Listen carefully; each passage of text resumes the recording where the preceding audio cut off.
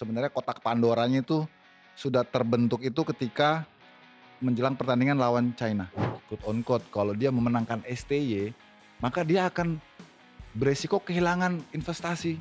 Quote on quote pemain diaspora yang udah dia bangun ini gitu Glenn. Terakhir kita sampai ke babak ketiga Piala Dunia ini juga pencapaian dia juga. Jadi suka nggak suka ya kita harus respect sama dia gitu. Karena yang paling logis memang dari Eropa atau lebih spesifik lagi dari Belanda.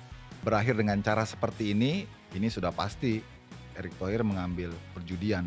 Artinya tuntutannya tentu hasil dong. Hasilnya adalah Harus lolos Piala Dunia. tadi Ketua Umum PSSI Erick Thohir memastikan bahwa sudah ada pemutusan hubungan kerja yang disepakati oleh PSSI maupun Sintayong, dan ini merupakan tanda berakhirnya era Sintayong di timnas Indonesia. Untuk itu Liputan On Sport akan sangat menarik untuk bisa membahasnya karena saya sudah bersama dengan Bung Yusuf Kurniawan, Bung Yuke di sini.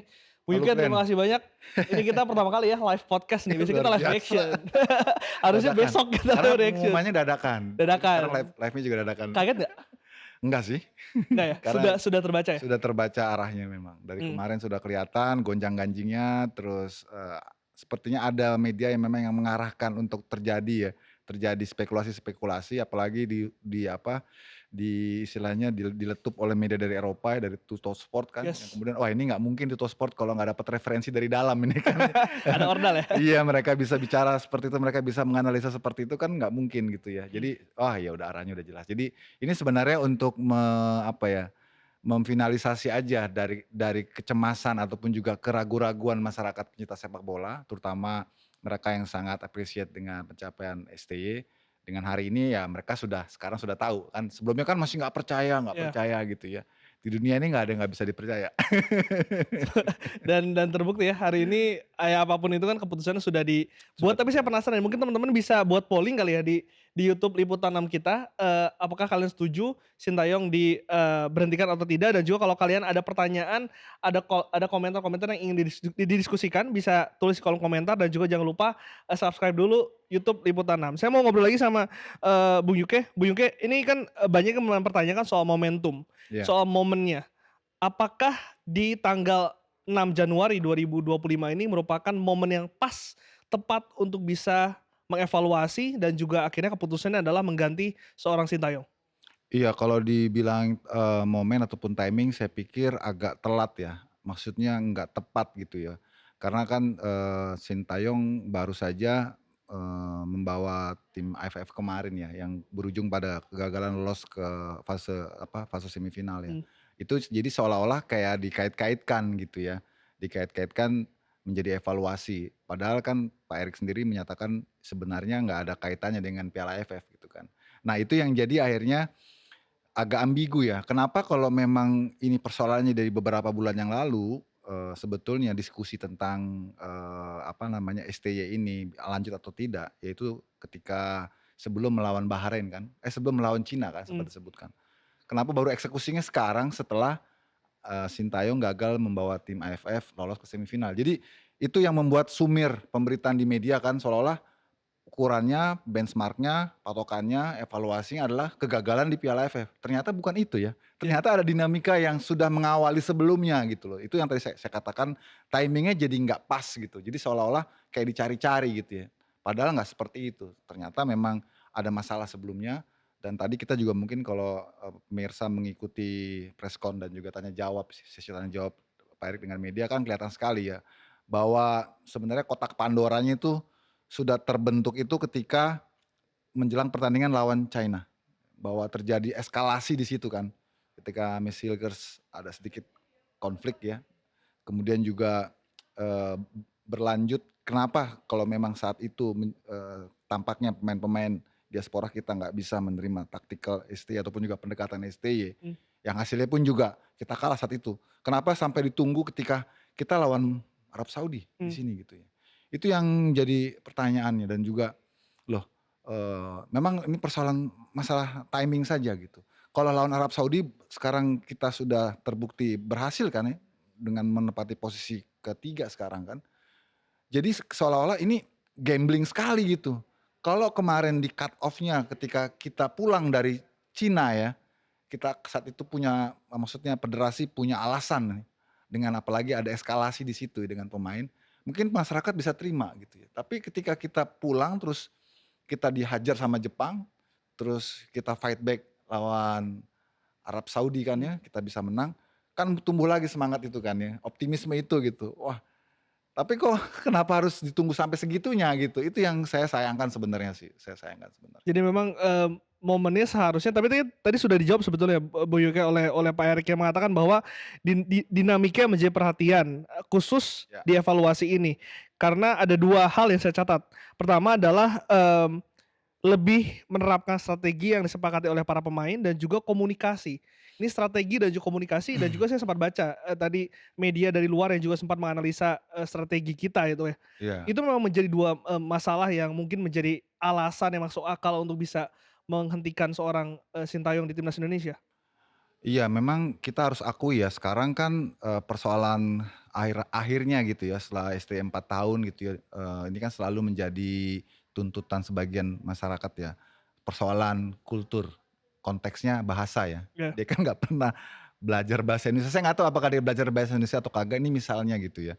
Sehingga saat ini kedatangan pemain-pemain quote on quote yang besar dan apa namanya, survive di Belanda gitu ya, datang ke sini sampai kemudian, ST ini gini loh Glenn, dia punya interpreter bahasa Indonesia, dia punya interpreter bahasa Inggris, jadi kan agak ruwet juga itu ya ya, komunikasinya gitu loh. Nah itu yang pertama soal soal komunikasi ya, dan kedua soal kultur ya. Ini kan kultur Korea dengan Asia Timurnya sangat kental dengan disiplin, dengan, hierarkinya gitu ya. Itu berbeda sekali dengan Eropa gitu ya, yang sangat terbuka, yang sangat, open minded gitu ya. Jadi kalau ada kayak yang saya dengar ini kan ada pemain-pemain yang mempertanyakan soal taktikal itu. Yang mungkin sebelumnya kita nggak bisa ungkap ya karena itu team talk di ruang ganti kan. Tapi yes. akhirnya kan terbuka juga kan. Jadi kelihatannya agak deadlock di situ ya. Komunikasi itu yang nggak jalan karena sebagian besar para pemain ini adalah pemain-pemain yang di Eropa yang mindsetnya lebih maju, lebih ke depan dan mereka biasa berargumentasi, berdiskusi mungkin dengan pelatih tentang pilihan taktikalnya dan itu mungkin tidak terpenuhi oleh STY sehingga akhirnya puncaknya sampai menjelang pertandingan lawan Arab Saudi, terjadi tim talk parsial ya, Ya, di mana STY tidak diundang, jadi ini dipimpin langsung oleh JI Jez dan disitulah kelihatannya sudah semakin, mengental ya, apa namanya ya, gap-nya gitu ya. Dan seolah-olah jadinya keunggulan Indonesia lawan Arab Saudi itu seolah-olah waktu itu karena ada willingness lebih dari para pemain untuk menyelamatkan, apa namanya, pertandingan ini untuk dimenangkan, untuk memenangkan semuanya gitu maksudnya. Karena kalau mengharapkan, bagaimana perubahan taktik dari STY sepertinya agak sulit ya, karena dari dulu kan memang taktik STY kan seperti itu ya, agak monoton juga, banyakan defend counter, ditambah lagi belakangan kita tahu bersama tactical change-nya selalu tidak tepat ya. ataupun ya nggak konsisten, komposisi pemainnya juga berganti-ganti. Jadi lebih kepada keinginan pemain saja. Ketika kemarin melawan Arab Saudi kan mereka memang fight betul dan mereka bisa menangkan. Tentu, kita tidak boleh juga menafikan ya, apa, pencapaian atau milestone yang dicapai oleh STY, kita harus hargai, kita harus hormati, karena bagaimanapun suka tidak suka dia telah membuat perbedaan, apa ya, animo dan juga euforia masyarakat kita ya terhadap tim nasional kembali tumbuh. Mmm, Itu kita harus hargai pencapaian dia suka nggak suka dengan cara taktik yang mungkin boleh dibilang agak ortodoks, agak konvensional dan lain-lain ya. Tapi dia bisa membuat capaian-capaian yang sangat baik, kita lolos Piala Asia untuk, apa, dari fase grup pertama kalinya, ya. terus kita nyaris saja lolos Olimpiade untuk pertama kalinya, kita ke Piala Asia 2027 juga, itu tuh secara langsung ya, itu juga pencapaian dan, terakhir kita sampai ke babak ketiga Piala Dunia ini juga pencapaian dia juga. Jadi, suka nggak suka, ya kita harus respect sama dia gitu. Soal tim talk ini juga kan kemarin sempat diceritakan oleh Victor Detan di sini, yang mengatakan bahwa di AFF pun ternyata ada tim talk hanya dilakukan oleh para pemain. Mhm. Kalau Bung Yim melihat memang hal tersebut memang, menjadi indikasi bahwa memang ada sesuatu di dalam, timnas kita, ketika pemain itu berbicara atau itu sebetulnya hal yang lumrah Bung Yuke? Iya, ketika para pemain berkumpul untuk klaster mereka sendiri, pasti ada sesuatu komunikasi yang nggak jalan ya dengan, manajemen atau dengan pelatih ya. Mmm, Itu kan juga menjadi bentuk, bagaimana tingkat bonding tim ini kan, chemistry tim ini antara pemain dengan pelatih. Ketika para pemain sudah menyatakan, "Yuk kita kumpul bareng-bareng, kita omongan, kita diskusikan, kita pengen ini itu," tanpa melibatkan pelatih, itu ada 2 kemungkinan ya. Pertama, pemain ini tidak ingin pembicaraannya didengar oleh pelatih. Kedua, karena pemain-pemain ini memang sudah tidak, apa ya, tidak cocok lagi dengan pelatih. Nah, kalau kita flashback dengan dinamika yang terjadi, eskalasi sebelum pertandingan lawan Cina, kemudian berujung, bagaimana waktu itu Eleanor Renders tidak diturunkan sempat riuh juga, ya kan. Itu kan rentetan-rentetannya kelihatan, Iya. rentetan-rentetannya kelihatan sampai kemudian JI Jazz membuat maklumat untuk berkumpul secara terpisah itu kan ya sudah kecenderungannya kelihatan memang ini nggak match antara pemain dengan pelatih gitu ya. Akhirnya ya itu yang terjadi. Karena memang, kalau Bung Kiki dengar juga memang kan ada sempat, ya gosip-gosip soal disharmonisasi ini pun Iya. terdengar ya Bung Kiki ya. Dan ini Iya iya. mungkin menjadi salah satu alasan yang mungkin masuk akal akhirnya PSSI mengambil keputusan ini. Iya, itu memang sebetulnya di antara kita ya media sebetulnya sudah mencium bau-bau tidak sedap itu Iya. sebetulnya. Karena gini, yang saya tahu para pemain itu agak apa ya, kurang nyaman ya. Karena mungkin dulu STY sebelum, masif ya banyaknya pemain-pemain diaspora datang mungkin dia masih bisa mendrive tim ini gitu kan. Tapi ketika pemain-pemain diaspora yang grade A-nya datang semua dan sudah masif gitu ya, mau tidak mau dia harus beradaptasi dengan mereka. Iya. Tidak bisa lagi pendekatannya seperti dia menangani pemain-pemain domestik. Proses adaptasi ini menjadi masalah. Yes, gitu. Ketika kan biasa ST kalau ngumpulin pemain-pemain itu di timnas sebelumnya kan ya, dengan mayoritas masih pemain domestik yang dia tahu bahwa memang harus dipecut ini mentalnya dengan fisik yang latihan yang, kuat gitu ya. Tapi dengan pemain-pemain Eropa majority ini yang sudah main di Liga Champions, Liga Eropa gitu, dilakukan pendekatan yang sama, ya nggak bisa gitu ya. Karena perjalanan mereka travelling-nya belasan jam, mungkin sampai 20 jam, Mmm. tiba di Indonesia, terus dia harus mendapati tempaan fisik lagi gitu kan, ya mungkin buat mereka ini aneh gitu ya.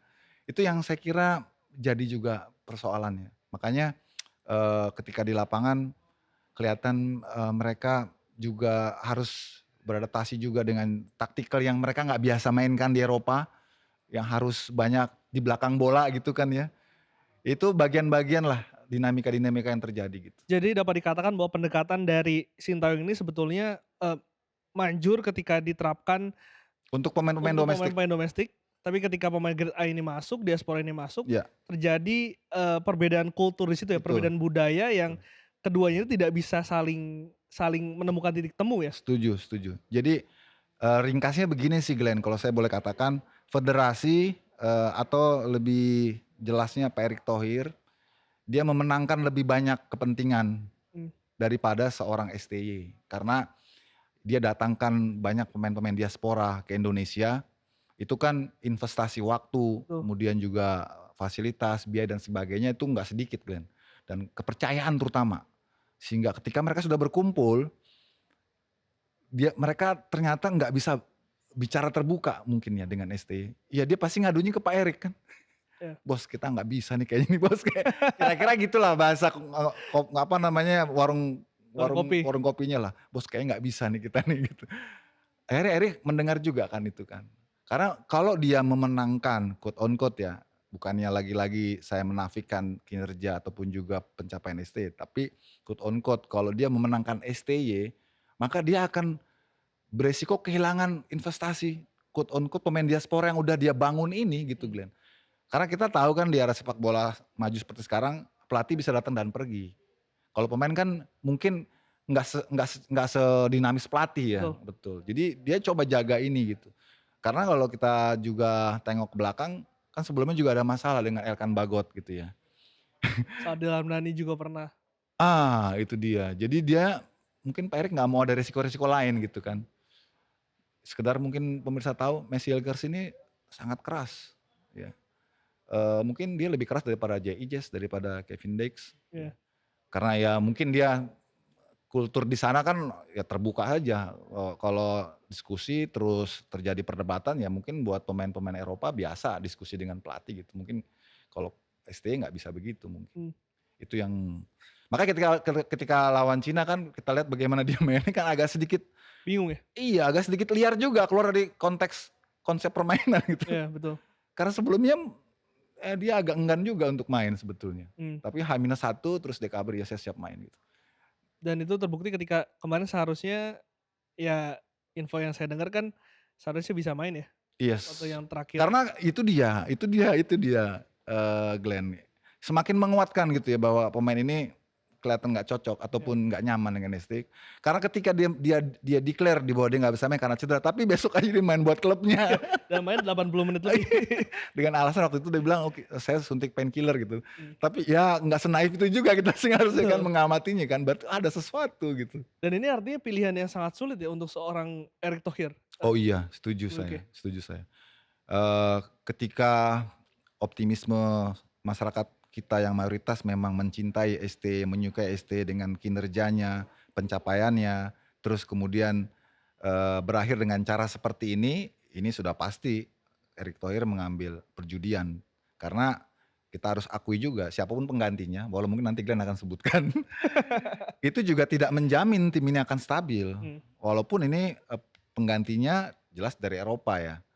Ya katakan dari Belanda lah gitu ya, yang diharapkan bisa lebih cepat chemistry-nya, enggak jaminan juga. Belanda ini keras kepala semua ini Belanda ini. iya, Semua ya karakternya kan memang seperti itu ya, jadi enggak jaminan juga.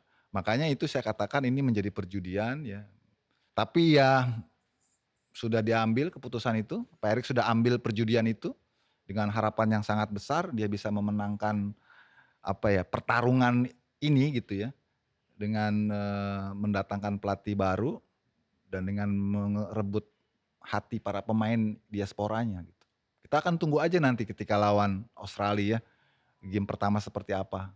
Itu pasti akan ada reaksi-reaksi, mungkin kalau hasilnya positif, masyarakat bisa terima gitu kan. Tapi kalau kebalikannya itu akan jadi backfire juga gitu.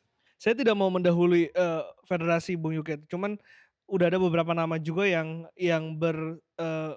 banyaklah dibicarakan di sosial media sejak kemarin.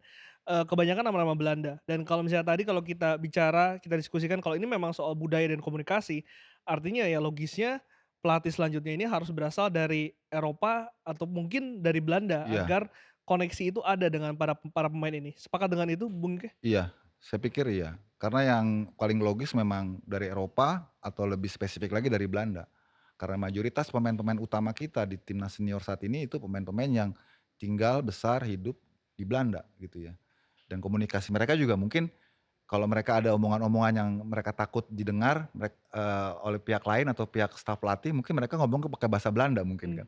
Kalau besok mereka nggak bisa lagi ngomong di belakang pelatih tuh, karena pelatihnya tahu bahasanya gitu kan. mmm, Nah itu yang saya kira, menjadi alasan ya, kenapa pertimbangannya akhirnya ke situ. Enggak jaminan juga sih, dengan STI pun juga enggak jaminan juga, ya nggak dengan ada yang jamin ya? pelatih nggak ada yang jamin, nggak ada yang bisa jamin karena tadi sudah benar apa yang dikatakan Glenn, ini seperti perjudian, gambling ya dari Pak Erik.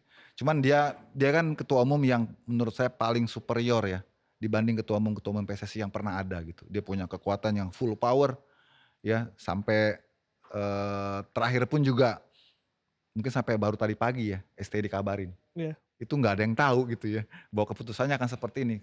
Kan yang ada di media hanya spekulasi-spekulasi kan, betul. sebagian besar masyarakat nggak percaya akan ini diambil jalannya oleh Karena Pak Erik. kemarin sore saya sempat kontak dengan orang dekat Sintayong mengatakan, "Tunggu aja karena belum resmi." Iya Artinya kan memang belum ada keputusan di situ iya, yang betul disampaikan ya? betul.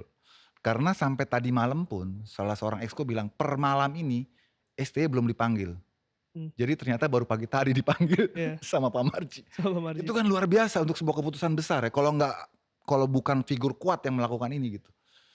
Ya, eee, kita nggak bisa berspekulasi lebih jauh lagi, apakah penggantinya nanti bisa sesukses Sintayong ataukah malah sebaliknya, kita juga nggak tahu. Nanti tinggal lihat aja waktunya gitu. Tapi secara kriteria, pelatih yang seperti apa yang cocok, di luar tadi ya budaya dan bahasa, tapi secara game plan. Artinya apakah kita memang harus menerapkan, sepak bola menyerang seperti Eropa, tidak mengandalkan defend to counter lagi atau, gimana Bung Ge? Iya, kalau melihat potensi-potensi pemain-pemain diaspora yang ada saat ini ya, memang mereka lebih nyaman bermainnya terbuka ya, bermainnya tidak di belakang bola ya. Bukan berarti attacking, ofensif minded gitu ya, maksudnya pure gitu, attacking gitu ya, terbuka. Tapi bermain lebih seimbang, cuma pendekatannya lebih open, Mmm, bermainnya tidak tertutup lebih. Kalau kita kan begitu mengawali laga di era STY ini, di timnas senior, itu kita pendekatan awalnya udah tertutup mainnya kan. Jadi membuat kreativitas, visi para pemain-pemain, diaspora kita yang memang mereka sudah, apa namanya, punya kemampuan untuk attacking lebih bagus, akhirnya agak sedikit teredam kan dengan taktikal yang diusung oleh ST ini. Mungkin dengan pelatih Belanda, yang kita tahu bahwa Belanda memang sepak bolanya sepak bola menyerang gitu kan, mungkin kreativitas dan visi para pemain diaspora yang ada ini bisa lebih advance lagi, bisa lebih tergali lagi gitu istilahnya. ada 2 nama yang, banyak dibicarakan, ada Louis van Gaal dan juga ada Frank Rijkaard. 2 nama ini kalau sampai betul-betul dikontrak PSSI untuk timnas Indonesia, Bu Yuki. Wah itu luar biasa ya kalau sampai mereka mau gitu ya, masalahnya mereka mau apa enggak gitu. Karena kan kalau Luis van Gaal saya pribadi menyatakan ya sudahlah, sudah eranya sudah lewat gitu ya, dan sudah uzur juga dia. Kalau Frank Rijkaard, Frank de Boer yang pernah nanganin Inter Milan ya, Van Bronckhorst Frank juga. Bronkhorst yang lebih dekat secara kultur karena dia punya darah Maluku Mmm, gitu ya. Mungkin lebih bisa apa ya, diterima gitu ya. Karena reputasi mereka sebagai pemain juga, cukup baik ya. Apalagi kalau Rijkaard ya, pernah bawa Barcelona juara kan di Liga Champions. Cuma kalau di luar figur-figur tadi saya kira kita masih bertanya-tanya juga CV-nya dan juga reputasinya gitu. harus punya CV menangani timnas nggak sih, Bu Yuki? Menangani timnas timnas dan juga klub, apakah itu menjadi 2 hal yang berbeda atau sebetulnya sama-sama aja? Perlu sih saya pikir, seorang apalagi timnas kita ya, karena melatih klub saja belum melatih timnas itu pasti ada dimensi yang, ataupun referensi knowledge yang dia kurang ya. Mmm, Kalau seorang pelatih udah pernah menangani klub, menangani timnas, referensinya udah full tuh.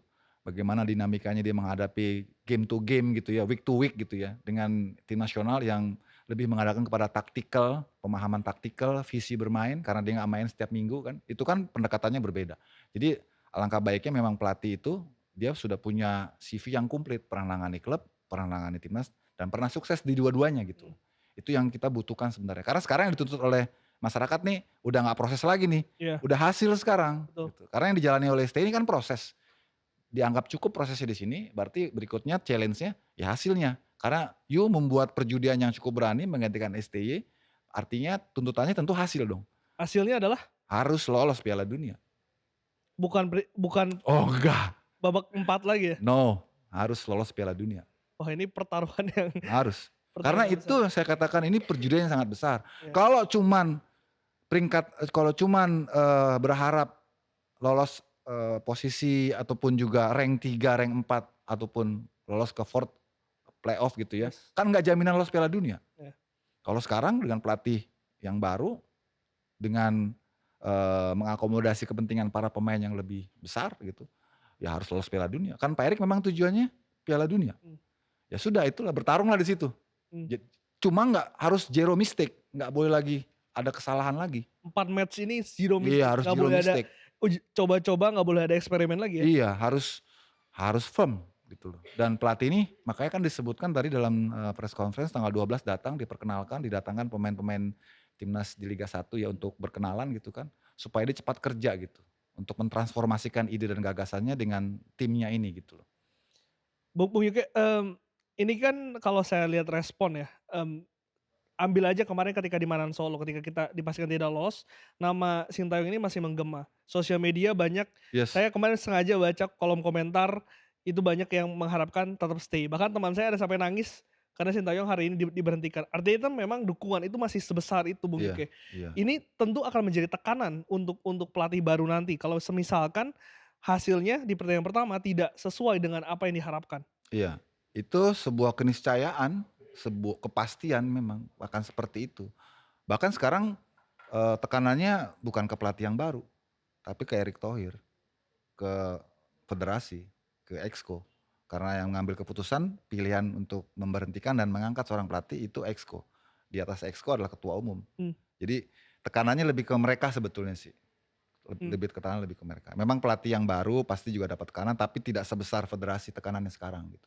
Karena ya tadi Glenn katakan ya, masyarakat Indonesia nih masih istilahnya belum bisa move on iya, atau ini lagi sedang lagi proses lah ya. jatuh cintanya gitu kan, lagi sedang jatuh cintanya tiba-tiba dipatahkan gitu kan, cerai paksa istilahnya ini kan.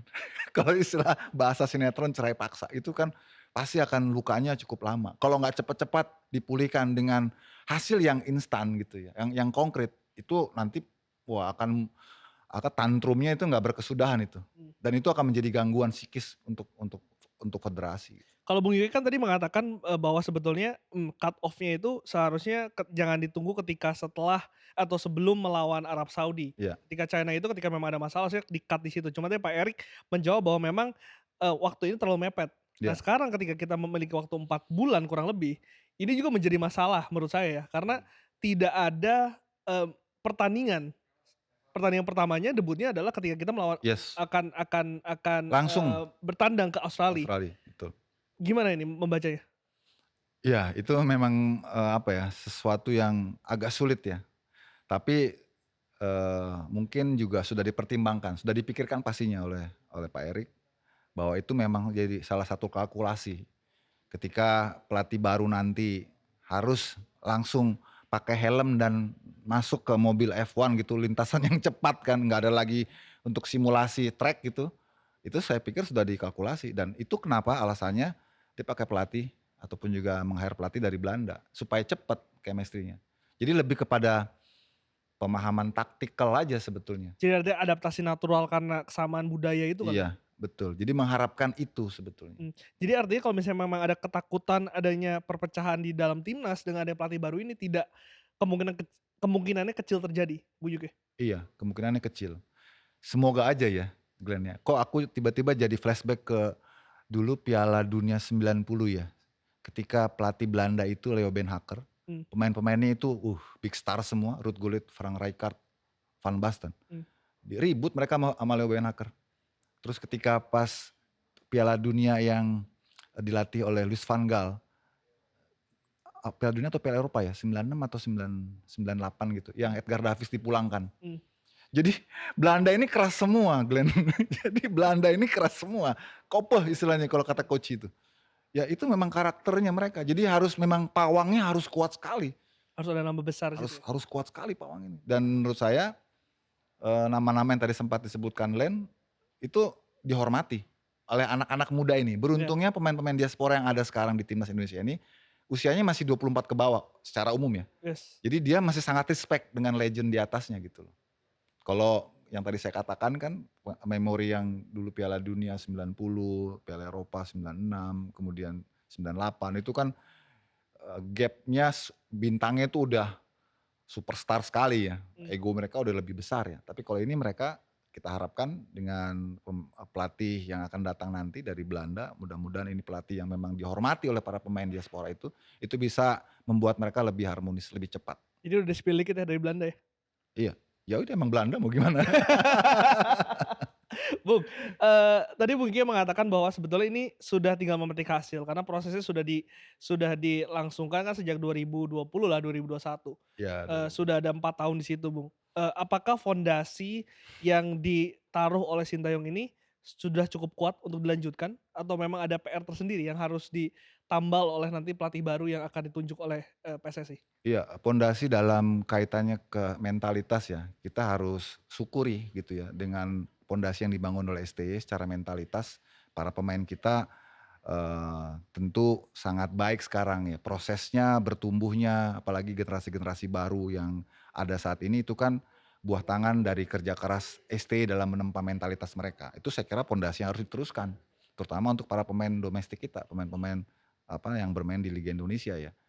Nah, Mhm.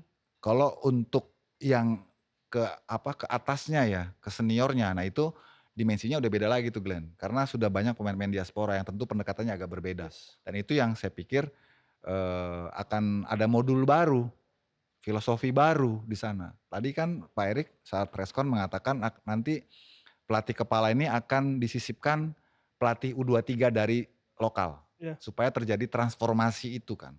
Artinya di level U23 ataupun di level senior gitu ya, kalau U23 kan hitungannya udah senior lah, udah tanda tangan profesional kan ya.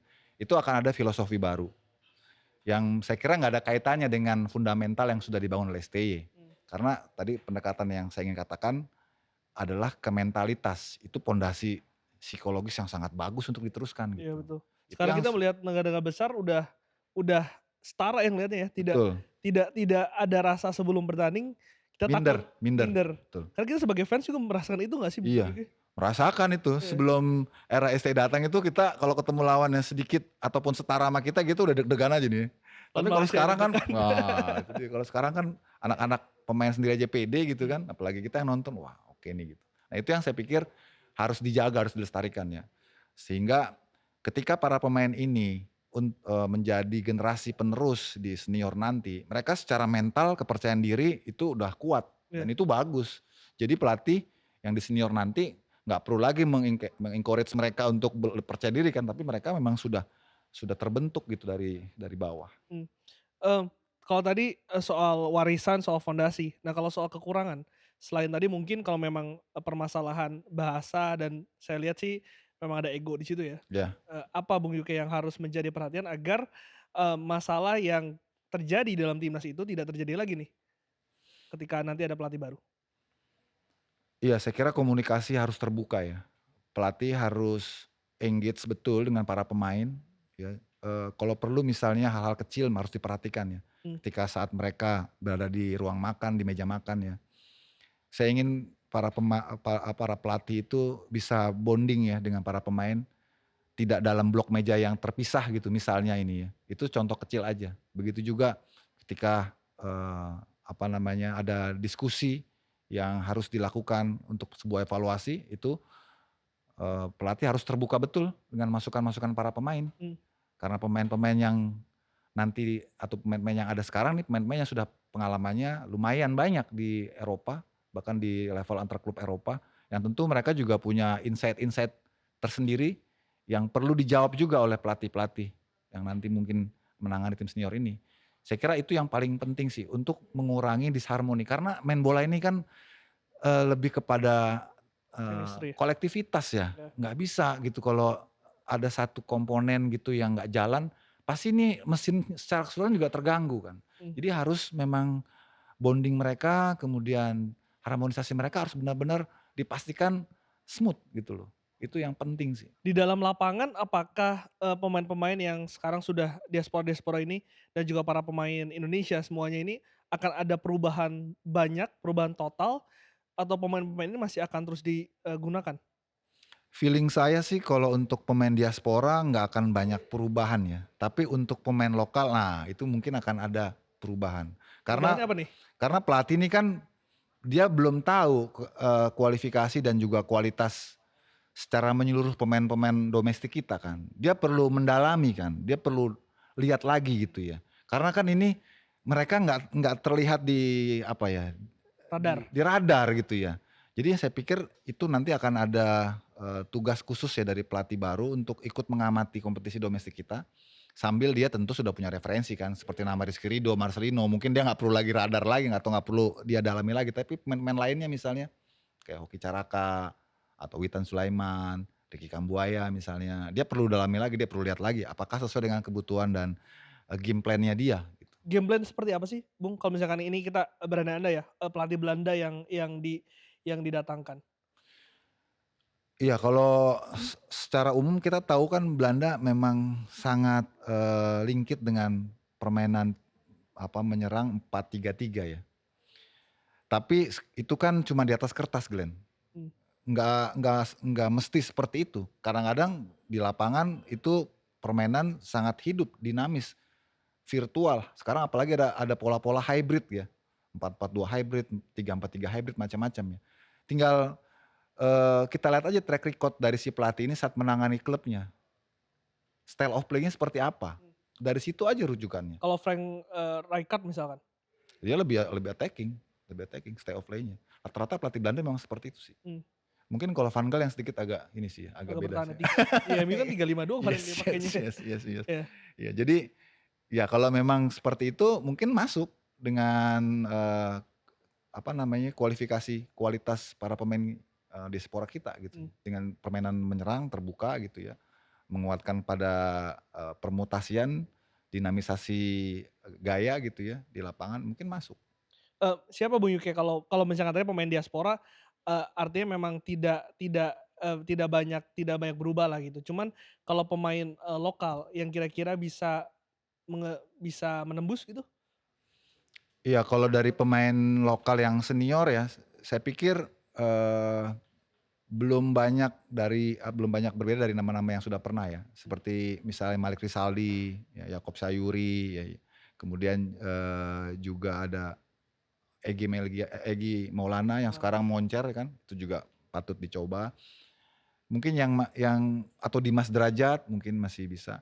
Jadi nggak banyak sebetulnya, Artinya kalau secara pemain komposisi ini masih sama lah ya mungkin masih dengan sama. apa yang dibawa Sintayong Iya kemarin. iya iya, Karena mungkin kalau secara umur juga ini kan masih masih diukurnya pemain-pemain muda ya? mudah, iya betul. Mmm. Itu dia, ini tantangan juga ya bagi, para pemain domestik kita, apalagi, di saat era Sintayong mereka misalnya belum mendapatkan, perhatian, mendapatkan kepercayaan, harusnya mereka ter-challenge nih, Iya pelatih baru nih gitu kan, gua harus bisa menarik perhatian. Itu harusnya yang, menjadi penyemangat mereka untuk bisa, apa ya, show up gitu loh di iya kompetisi domestik. iya. Dan, ini juga Bung soal pemain diaspora. Ini kan terakhir oleh Romani yang Rumani. tampaknya sudah berjabat tangan tapi belum diproses naturalisasinya. Eee, apakah akan ada nama-nama baru yang mungkin membuat Indonesia ini, lebih menarik untuk para pemain keturunan ini untuk bisa pulang dan juga membela tanah airnya? Ya itu kan Oleg Romeni termasuk bagian dari yang tertarik itu untuk pulang, karena dia lihat teman-temannya satu gerbong sudah datang ke sini kan, Mmm, masuknya Messi Lakers, kemudian juga Kevin Dix, itu yang membuat dia kemudian datang. Dan saya kira itu juga menjadi satu, apa ya, insentif untuk pemain-pemain diaspora lainnya mungkin juga akan melihat ya. Apalagi kalau sampai tim ini lolos Piala Dunia, itu pasti akan lebih banyak yang iya. akan tertarik untuk bergabung di sini, Jacqueline. Dan itu seharusnya positif dan juga baik untuk timnas Indonesia ya? Iya, saya dari dulu nggak berubah ya, kalau timnas senior itu sudah prestasi Glenn. Jadi nggak peduli pemain dari mana, pokoknya dia memenuhi kualifikasi memperkuat timnas Indonesia, apalagi sudah ada aturan di FIFA tentang apa namanya, hierarki keturunan kan, kita bisa pakai, manfaatkan, maksimalkan. 11-11-nya pemain diaspora pun juga nggak masalah, 22-duanya juga pemain diaspora nggak masalah, yang penting dia memang punya keturunan Indonesia, Iya. dia berhak main karena ini senior. Kalau di senior ini udah tarung bebas. Jadi yang domestik pun juga harus berani untuk bisa, apa namanya, merebut tempat itu gitu Betul. ya. Jadi it's okay nggak masalah karena yang dikejar prestasi, tuntutannya prestasi. Dan juga pemain-pemainnya juga kan memang pemain-pemain yang levelnya udah tinggi. Tapi itu jangan dilakukan di level kelompok umur. Mmm. Makanya saya tadi katakan ataupun juga pemirsa itu sempat agak dispute kenapa kok Piala AFF yang diturunkan pemain-pemain muda tapi kok ini dijadikan bahan evaluasi untuk memecat ST, enggak. Harusnya memang bukan itu gitu kan. Karena ini pemain-pemain muda yang diturunkan pemain U22 gitu yang memang bukan prestasi tujuannya. Jadi salah alamat gitu kalau pemain-pemain kelompok umur ini ditargetkan prestasi di sebuah event gitu loh. Kalau berprestasi ya bagus jadi bonus, tapi tujuannya bukan itu. Tujuan pemain-pemain timnas usia muda itu, mengikuti turnamen, mengikuti kompetisi internasional adalah untuk mencari siapa yang produk-produk paling bagus yang kemudian bisa diorbitkan ke tim senior, karena ujungnya itu di senior. Artinya apa yang dilakukan oleh federasi di, AFF kemarin sudah tepat ya, memang memang begitu, pembagian kelompoknya. Betul betul. Itu yang kita harus sudah ke arah situ Glenn. Maksudnya, oke kalau memang masih banyak yang, penasaran dengan AFF, ya it's fine gitu ya. Tapi federasi sudah punya tangga pembinaan ataupun juga, regenerasi yang sudah baik menurut saya, dari kelompok umur U16 atau 17, 19, 20 gitu ya, terus U22, 23, itu sudah betul gitu loh. Kalau kita kemarin kecuali kalau AFF kemarin, kita nggak lolos kualifikasi putaran ketiga Piala Dunia, kita mungkin akan menurunkan pemain-pemain senior Betul. Glenn. Lah kita kemarin kan pemain seniornya kan semua bermain di liga masing-masing gitu. Mmm. Jadi kenapa, Thailand, Vietnam mereka ngotot pakai pemain senior gitu ya, ya karena mereka gabut, Nggak ada timnas pemain lain. seniornya gabut gitu. Iya, betul. Jadi wajar gitu. Jadi dengan adanya kita lolos ke, kualifikasi ketiga Piala Dunia, artinya prioritas kita menjadi berkurang untuk AFF dan Yes, itu sangat baik untuk diberikan kesempatan jam terbang karena pemain pada akhirnya kan jam terbang, jam bermain ini menjadi sangat penting ya Bung Yuke. betul, setuju saya, setuju. Kalau misalnya memang, tuntutan masyarakat tetap adalah paling tidak sekali seumur hidup ya, bisa memenangkan Piala AFF, mungkin pada Piala AFF kesempatan berikutnya di-mix Mmm, dengan pemain-pemain liga domestik. Pemain-pemain senior maksudnya, dengan yang ada di liga domestik dengan pemain-pemain muda yang juga sudah pengalaman main di senior. Itu boleh di-mix. Kalau kemarin kan pure ya, boleh mmm. dibilang ya, pemain-pemain muda semua. Tapi kalau untuk memenuhi rasa penasaran, kedahagaan, pencinta sepak bola yang masih penasaran ingin juara Piala AFF, mungkin berikutnya kita serahkan saja pada pemain-pemain di kompetisi domestik, Mmm, pemain-pemain senior ya. Kalau pemain-pemain yang diaspora nggak mungkin lah, karena ini kan juga di luar agenda FIFA, nggak mungkin waktunya bisa mereka datang gitu kan. yes. Oke Bung Yuke ini penutup, dengan, kita sebenarnya sudah mengikuti ini kan berbulan-bulan ya, huru-hara ini, eee, tarik ulur ini, ada yang bilang cek ombak dan akhirnya terjawab pada 6 Januari ini. Mhm. Secara overall, apakah ini keputusan yang fair dan juga Bung Yuke mungkin ada pesan untuk federasi dan juga pelatih selanjutnya pengganti Sintayong? Iya, kalau dikatakan apakah ini keputusan fair agak relatif ya, karena ternyata cara pandang federasi dengan cara pandang masyarakat kita berbeda. Federasi melihat bahwa, timnas senior kita ini harus dilatih oleh pelatih yang memenuhi kualifikasi mereka, karena Mmm, konteksnya adalah Piala Dunia. Tapi masyarakat kita melihat bahwa, proses yang sudah dilakukan oleh ST ini sudah cukup juga memberikan kontribusi yang nyata untuk pembangunan sepak bola Indonesia. Itu yang juga harus dihargai. Itu yang saya kira, ke depannya PSSI harus lebih smart lagi ya dalam merespon tuntutan masyarakat tanpa, mengurangi ataupun mengorbankan kepentingan tim nasional untuk target tertentu. Itu sih yang saya kira. untuk fans Garuda yang mungkin hari ini banyak kecewa dan juga menerima, pesannya Bung Yuke? Ya, siapapun pelatih yang menangani timnas senior kita nanti, kita harus hormati, kita harus respect, kita harus tetap dukung tim nasional Indonesia. Kita tidak boleh larut dalam kekecewaan.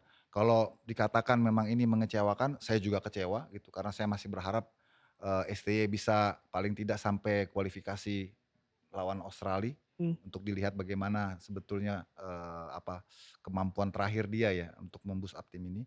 Tapi sudah terjadi, kita harus move on, kita harus lupakan.